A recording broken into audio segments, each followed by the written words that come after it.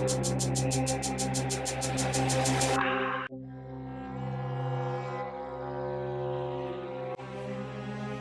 comptons naturellement sur votre présence lors de ces cérémonies-là afin de montrer à Dakar que Yoff n'est qu'un seul et indivisible.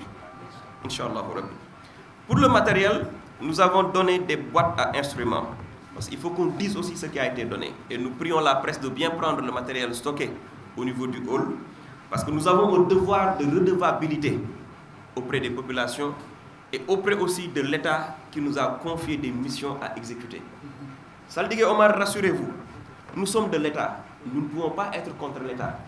Nous pouvons avoir des positions politiques divergentes du régime qui gouverne, mais nous avons l'obligation de travailler avec l'administration territoriale, avec le Trésor public et aussi de soumettre les problèmes qui dépassent nos budgets à la ville de Dakar et au ministère concerné comme celui de l'assainissement. Et nous remercions le président de la République. Et nous lui demandons aussi, sur cette même lancée, de travailler à ce que la commune puisse bénéficier de ces équipements collectifs.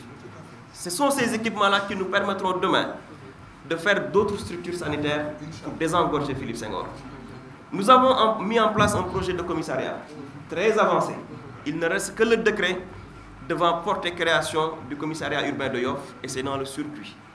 Nous vous prions, vous, autorités coutumières, de nous y aider afin que le président de la République puisse très rapidement diligenter cela afin d'accroître la sécurité au niveau de la municipalité. Donc c'est des projets qui sont là et on ne peut pas le faire sans l'État. Moi je ne suis pas de ce genre d'homme politique. Je peux avoir une divergence politique avec le président, mais n'empêche, je suis le premier magistrat de la commune et charge à moi, responsabilité à moi, d'aller parler avec les autorités étatiques pour solutionner les problèmes auxquels sont confrontés les citoyens de Yoff. C'est ça la vérité. Il faut oser le dire, et dans ce contexte politique, il faut avoir le courage de le dire. Nous sommes de l'État, nous travaillons avec l'État pour le bénéfice exclusif des populations. Ça, je tenais à le préciser dans les propos. Concernant ce matériel, nous avons remis des boîtes à instruments.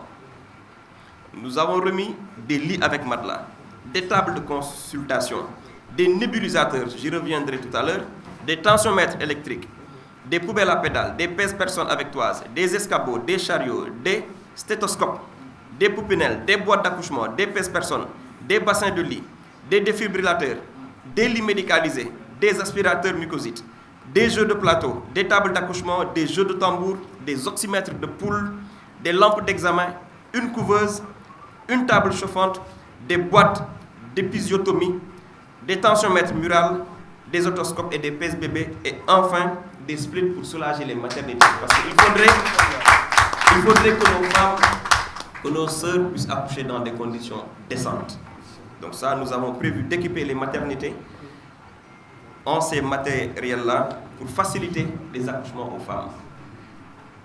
Pour l'interpellation sur Apexi, la maternité sera très bientôt fonctionnelle.